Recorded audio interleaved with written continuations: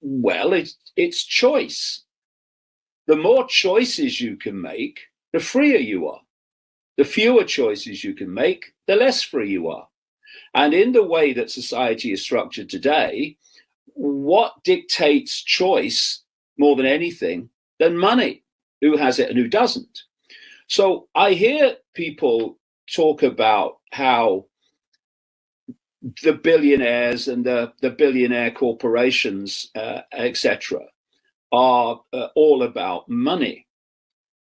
But, well, yes, on one level, they have a mentality that is as an insatiable greed. But the bottom line of bottom lines is not about accumulation of money. It's accumulation of control via the weapon of money. And when you look at how this cult, in all its different expressions, brought in the money system to what it is today, it's founded on creating money out of nothing called credit and charging interest on it. You know, you go into a bank and you say, borrow £100,000. Well, in theory, well, the bank doesn't do anything in terms of moving precious metal around or any of this stuff. It puts into your account £100,000 called credit that has never, does not, and will never exist except in theory. And then it says, for doing that, we're going to charge you interest.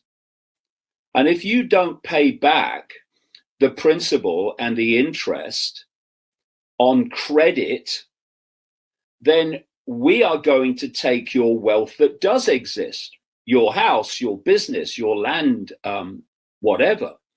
And if you look at this creation of money, even in theory, when you go to a bank and you get a loan, you will borrow £100,000 in theory, and they will put £100,000 into your account.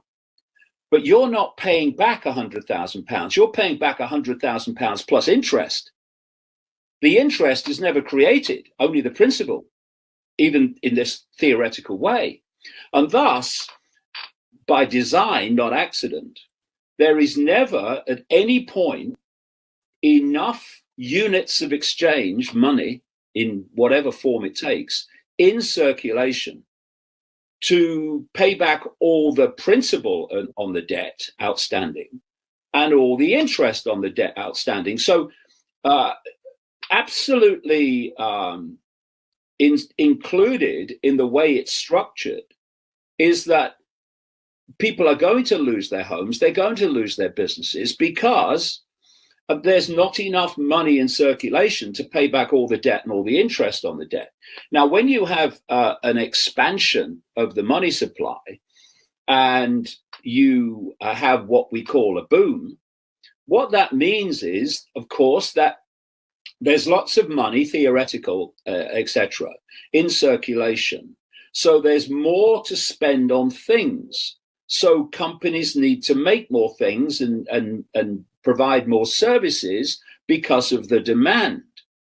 And with that expansion, you can hide in the Peter pays Paul method the fact that there's not enough money in circulation to pay back all the interest on the debt and all the principal. But when, and this is done systematically by that which is behind the banking system, they start withdrawing money from circulation, like in 2008, the credit crunch. They just stopped giving out loans of money that only existed in theory, called credit crunch. People couldn't service their debt.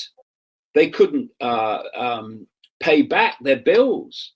And thus it becomes painfully obvious in a recession, in a downturn, that there's not enough money in circulation to pay back all the interest and all the principal on the debt. And so this is a process that's gone on since this form of banking started, where you expand the economy And what happens in that time? People take out more loans. They get more confident. They maybe expand their business because of demand. They maybe buy a bigger house. They maybe have 2 holidays a year instead of 1, and so on. These are the good times. But what's happening there from the banking system point of view, the whole, is the fishing line is going out. And then they start taking money out of circulation.